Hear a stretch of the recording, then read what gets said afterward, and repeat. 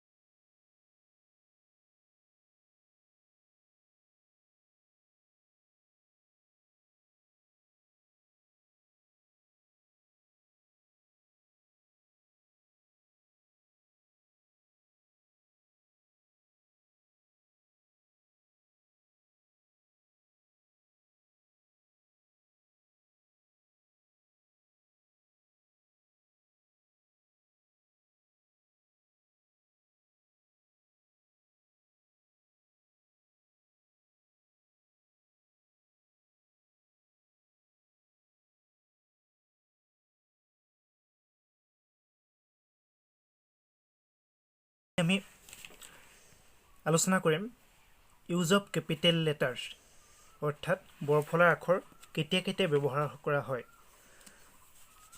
এতিয়া প্ৰথমটো ক'ত ব্যৱহাৰ কৰা হয়, প্ৰথমটো ব্যৱহাৰ বিষয়ে আমি ক'বলৈ লৈছোঁ। বাক্য এটাৰ প্ৰথম আখৰটো কেপিটেল লেটাৰ হয়, অৰ্থাৎ আমি যেতিয়া বাক্য এটা কওঁ বা লিখোঁ তেতিয়া প্ৰথম আখৰটো সদায় বৰফলাৰ হয়, মানে বিগিনিং লেটাৰটো। দিছ ইজ এ বয়, ইয়াত টি আখৰটো কেপিটেল হৈছে। এই আখৰটো মই বোল্ড কৰি দিছোঁ। টি আখৰটো যিহেতু প্ৰথমতে আছে গতিকে এইটো কেপিটেল লেটাৰ হ'ল। এতিয়া আমি দ্বিতীয়টো কাৰণলৈ যাবলৈ লৈছোঁ। কোনো ব্যক্তি, কোনো বস্তু বা ঠাইৰ নামৰ প্ৰথম আখৰটো কেপিটেল লেটাৰ হয়। যেনে ৰাম ইজ প্লেয়িং উইথ মানস, ৰামে মানসৰ সৈতে খেলি আছে। এইটো ৰামটো মানুহৰ নাম বুজালে। তেনেদৰে আই লিভ ইন গোলাঘাট,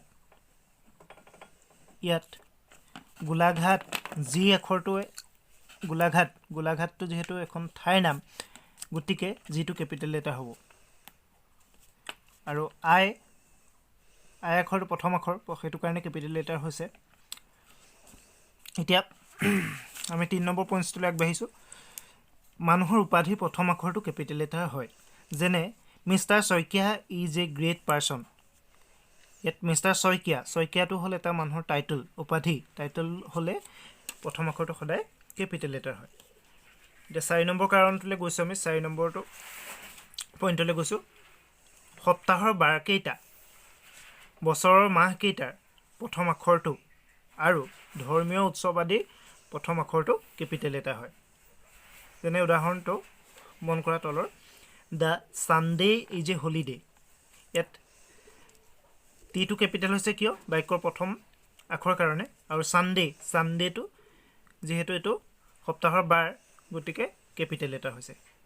আকৌ তেনেদৰে ধৰ্মীয় উৎসৱ দেৱালীটো এটা আমাৰ ভাৰতবৰ্ষৰ ডাঙৰ উৎসৱ। Diwali is in the month of November, এতিয়া দেৱালী ডি আখৰটো কেপিটেল হৈছে। এইটো ধৰ্মীয় উৎসৱৰ প্ৰথম আখৰ কেপিটেল লেটাৰ হয়। আৰু ইন দ্য মান্থ অফ নৱেম্বৰটো মাহ বুজাইছে গতিকে কেপিটেল লেটাৰ হয়।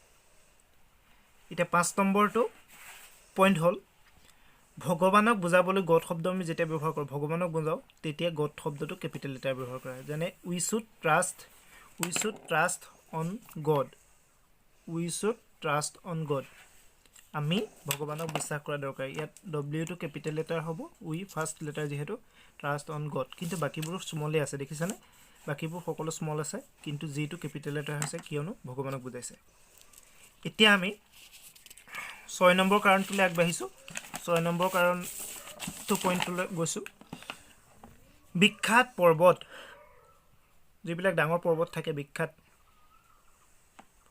নদী, দলং, গ্ৰন্থ অৰ্থাৎ কিতাপ, মন্দিৰ বা মছজিদ হ'ব পাৰে আদি প্ৰথম লেটাৰটো কেপিটেল লেটাৰ হয়।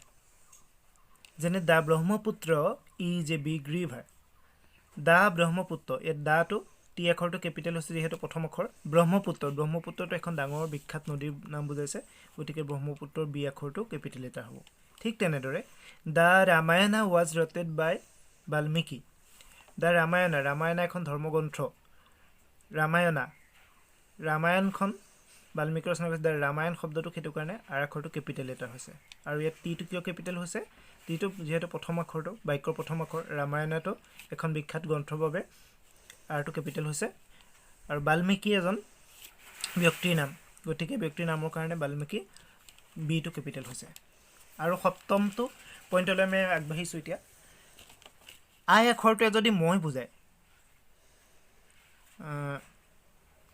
তেতিয়া বাক্যৰ মাজতো আই আখৰটো কেপিটেল হয়। আমি যদি উদাহৰণটো চাওঁ তেতিয়া কথাটো ভালদৰে বুজি পাম। এতিয়া আই এম ৰাহুল, ইয়াত আই আখৰটো আমি এনেদৰে লিখিব পাৰিলোহেঁতেন, আই এম ৰাহুল, তেতিয়া হ'লহেঁতেন নে? তেতিয়া ভুল হ'লহেঁতেন। কিয় ভুল হ'লহেঁতেন? আইটোৱে মই বুজাইছে আৰু আইটো হ'ল বাক্যৰ প্ৰথম আখৰ এই বাক্যটোত এই চেণ্টেন্সটোত আইটো প্ৰথমতে আছে গতিকে আইটো যদি আমি কেপিটেল লেটাৰ স্মল লেটাৰ দিওঁ তেতিয়াহ'লে এই চেণ্টেন্সটো ভুল হ'ব ইয়াত কি হ'ব লাগিব আই এম ৰাহুল ৰাহুল ইয়াত বাৰু আইটো প্ৰথমে আছে বুলি প্ৰথমে আছে আই আখৰটো সেইটো কাৰণে কেপিটেল হ'ল কিন্তু যদি মাজতো কেতিয়াবা থাকে আই আখৰটো তেতিয়াও কেপিটেল লেটাৰ হয় কেতিয়া হ'ব যেতিয়া নেকি আই আখৰটোৱে মই বুজাব অৰ্থাৎ আই এটা হ'ল লেটাৰ আই হ'ল এটা লেটাৰ আই আখৰটোৱে যেতিয়া এটা শব্দ বুজাব মই শব্দটো বুজাব যেনে this is the book that I was reading from the morning মই ৰাতিপুৱাৰ পৰা এই কিতাপখন পঢ়ি আছিলোঁ this is the book that I reading এতিয়া ইয়াত আই আখৰটোৱে মই বুজাইছে আৰু এই বাক্যৰ মাজত ব্যৱহাৰ হৈছে তথাপিও কিন্তু আইটো কেপিটেল লেটাৰ হৈছে স্মল লেটাৰ দিয়া হ'লহেঁতেন ভুল হ'লহেঁতেন কিয়নো ইয়াত আইটোৱে মই বুজাইছে এইখিনিতে এটা কথা উল্লেখ কৰোঁ ইংৰাজী ভাষাত এনেকুৱা দুটা ৱৰ্ড আছে এনেকুৱা দুটা লেটাৰ আছে যিকেইটাই ৱৰ্ডৰ কাম কৰে সেইকেইটা আপোনালোকে নিশ্চয় জানে সেইকেইটা হ'ল যেনে এইটোৱে কি বুজায় এটা বুজায় এ হ'ল এটা লেটাৰ কিন্তু ই এটা ৱৰ্ডৰ দৰে ব্যৱহাৰ কৰা হয় আৰু আইটোৱে মই বুজায় আইটো এটা লেটাৰ যদি এটা ৱৰ্ডৰ দৰে ব্যৱহাৰ কৰা হয় গতিকে যেতিয়া আই আখৰটোৱে মই বুজায় তেতিয়া কেপিটেল লেটাৰ হয় এতিয়া আমি কি শিকিলোঁ আজি প্ৰথমে শিকিলোঁ লেটাৰ কি ইংৰাজী ভাষাত টোটেল 26টা বৰ্ণ আছে লেটাৰ কি হয় লেটাৰ কি হ'ল আকৌ এবাৰ কৈ দিছোঁ লেটাৰ হ'ল মানুহে মনৰ ভাৱ যেতিয়া লিখিতৰ ওপৰত প্ৰকাশ কৰে তেতিয়া লিখিতৰ ওপৰত প্ৰকাশ কৰোঁতে কিছুমান সাংকেতিক চিহ্ন কিছুমানে ব্যৱহাৰ কৰে সেই চিহ্নবিলাকে হ'ল একোটা লেটাৰ ইংৰাজী বৰ্ণমালাত 26টা সৰ্বমুঠ লেটাৰ আছে কেইটা লেটাৰ আছে 26টা লেটাৰ আছিলে 26টা লেটাৰ আছিলে এই 26টা লেটাৰক চাৰি ধৰণে লিখা হয় capital letter small letter capital letter printing capital letter আৰু কাৰ্চিভ কেপিটেল লেটাৰ দুটা ভাগত ভগোৱা হয় আৰু স্মল লেটাৰকো তেনেকৈ প্ৰিণ্টিং স্মল লেটাৰ আৰু কাৰ্চিভ স্মল লেটাৰ এনেকৈ ভগোৱা হয়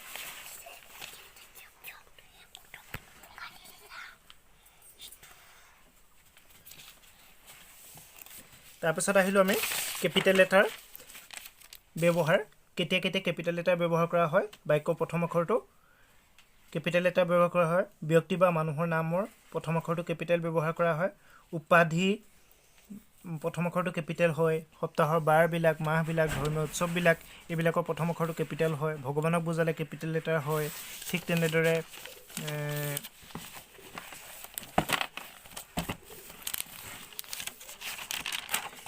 বিখ্যাত পৰ্বত দলং নদী আদি বুজালে কেপিটেল লেটাৰ হয় তাৰপৰা আই আখৰটো যদি মই বুজায় কেপিটেল লেটাৰ হয় গতিকে আশা কৰিছোঁ ছাত্ৰ ছাত্ৰীসকল এই ভিডিঅ'টো ভালদৰে বুজি পাইছে যদি কিবা সুধিব লগা আছে মোক কমেণ্ট কৰি জনাবলৈ অনুৰোধ কৰিছোঁ আজিৰ ভিডিঅ'টো ইমানেই ধন্যবাদ